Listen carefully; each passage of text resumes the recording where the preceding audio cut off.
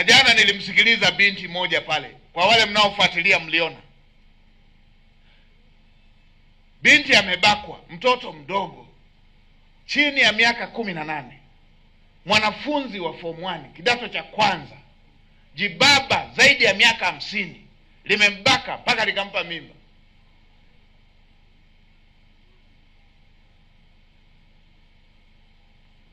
Halafu vipimo vya kwanza vimetoka, vimeonyesha DNA zinafanana.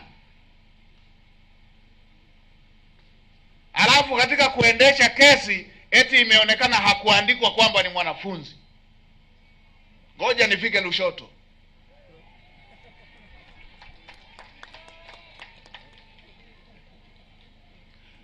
Ninapofika Lushoto nikute yule alishakamatwa, akasakwe popote alipo, akamatwe. Hatuwezi tukaweka heshima na wabakaji.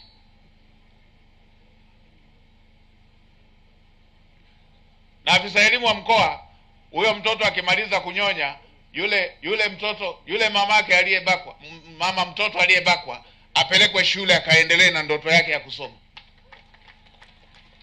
Mtafutieni shule ya bweni aendelee na kusoma.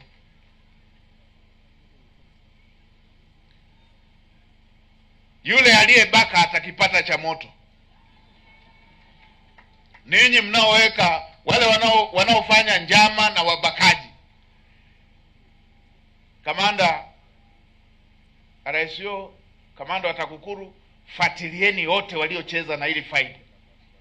Fuatilieni na wote waliocheza na hili faili. Wote waliocheza na hilo faili.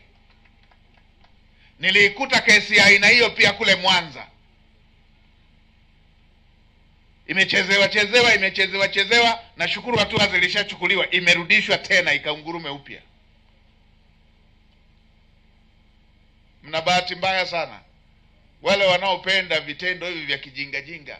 Sisi wafugaji, ilikuwa tunapofuga likitokea dume likaanza kupanda vindama, ama dume linapanda madume wenzake, tulikuwa tunalihasi tu, wala hamna katiba hapo.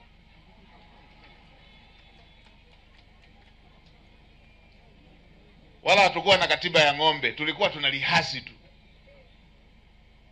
Sasa kwa sababu katiba yetu haijasema hivyo, watakipata cha moto kupitia sheria zinavyoelekeza.